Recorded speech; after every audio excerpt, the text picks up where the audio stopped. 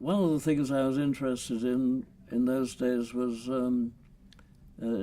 chess endgames, composing chess endgames. And T.R. Dawson, Thomas Rayner Dawson, he was a famous fairy chess expert. He used to devise problems involving different kinds of chess pieces, generalizations of the ordinary chess pieces and so on. And he was a problemist, and a very famous problemist. But he was not only the problems editor of the British Chess magazine, but he was also the editor of the endgames section of the magazine. Well, that was less interest to him, and he was getting on in years and not enjoying particularly good health, and he wanted to drop the ending section. And I think I was the only Brit who communicated with him at all. He asked me if I would take on the editorship of the ending section of the British Chess magazine, which I did from 47 to 51. And he lived not very far from me in southeast London. He lived in Croydon and I was in Forest Hill.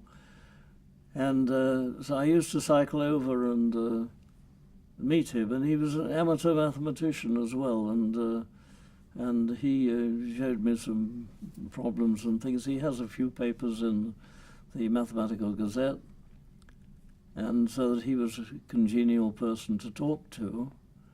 And he showed me this problem, which we now call Dawson's chess, and that he'd made up this problem, but he couldn't solve it.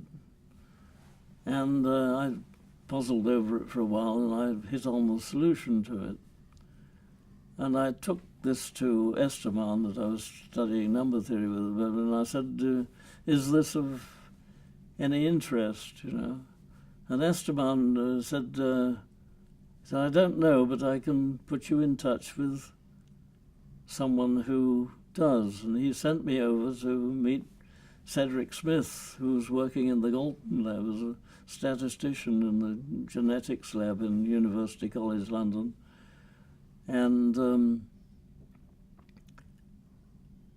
I realized that I had seen him. He was an exact contemporary of mine in Cambridge, and I had seen him in lectures, but never spoken to him before. And he said, "Oh, you've discovered Grundy's theory."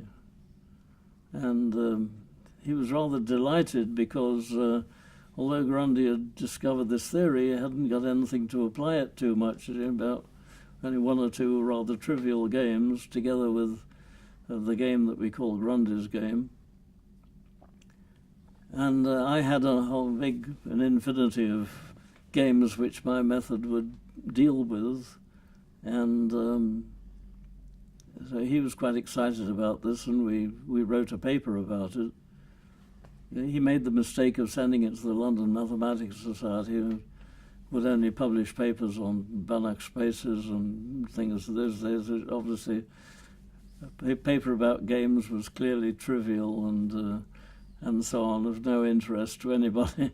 So the paper didn't get published until several years later. He sent it to the Proceedings of the Cambridge Philosophical Society, who did publish it. Cedric Smith, well, he remained a good friend of mine until he died not too many years ago. And he introduced me to Grundy, who was a friend of his.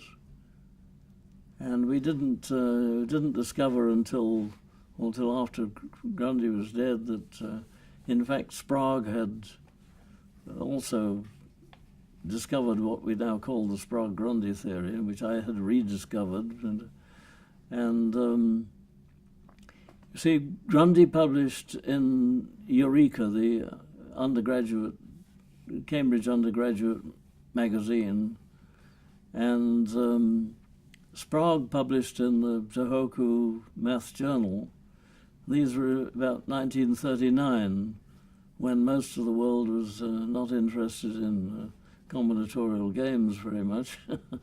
And even the mathematicians wouldn't be reading Cambridge Undergraduate Mathematician, a mathematics journal. And of course,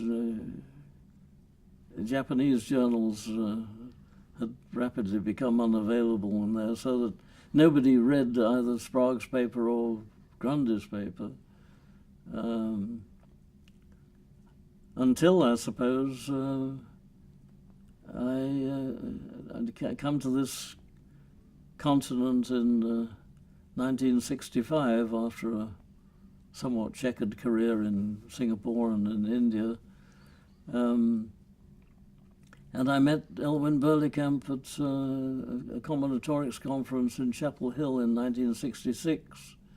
And he said, oh, I used your paper with Cedric Smith to help me analyze the game of dots and boxes. And he said we should write a book on games. And I said, well, I know just the person who can help us out, because my son and daughter had gone up to Cambridge in 1960 to read mathematics, both of them, no great surprise. And my son had made an instant friendship with John Conway, who was a beginning graduate student at that time.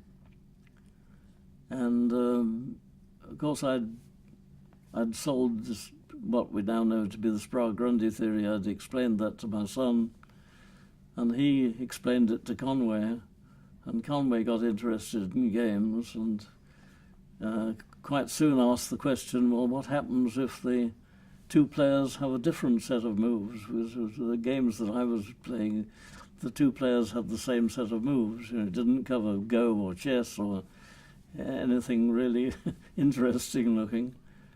And Conway asked this question, and as a result developed the Conway theory of games. And so that's how we got together on that.